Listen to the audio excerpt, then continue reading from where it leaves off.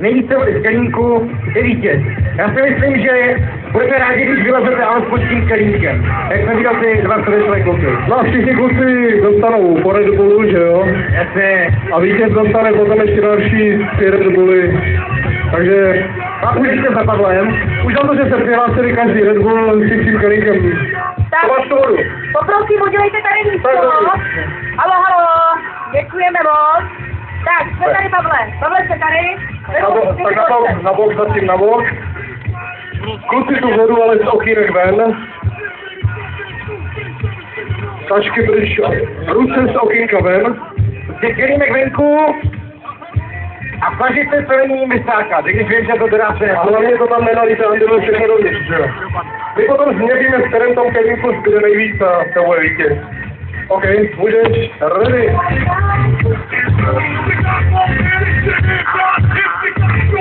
V autě, také ty mu voda, nevadí, výborně, OK. Pokles. Ještě jsou suší. On ho polil.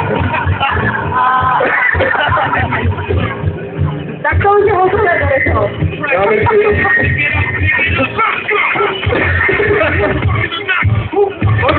Pokles pro ty kluky. Já bych řekl, že to je taková myčka zevnitř, jo? Ne uhýbání auta zvenku, ale zevnitř. Chlapi, ukažte se. Tam není nic. A v druhém kelímku je tam trošičku.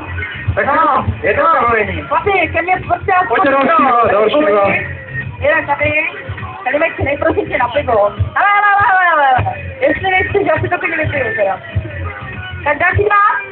Oni si to ti dva rozmysleli, nebo co je? Já si myslím, že kdyby si tam teď někdo vzal místo vody smetanu, tak to má nakonec šláčku. To je pěkné zásadlo.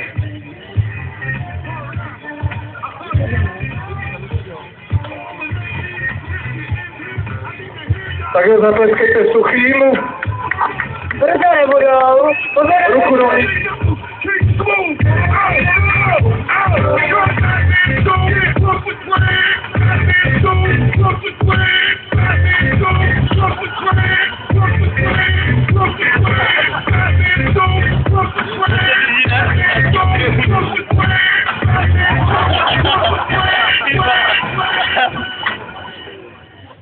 Ono to asi fakt nejde.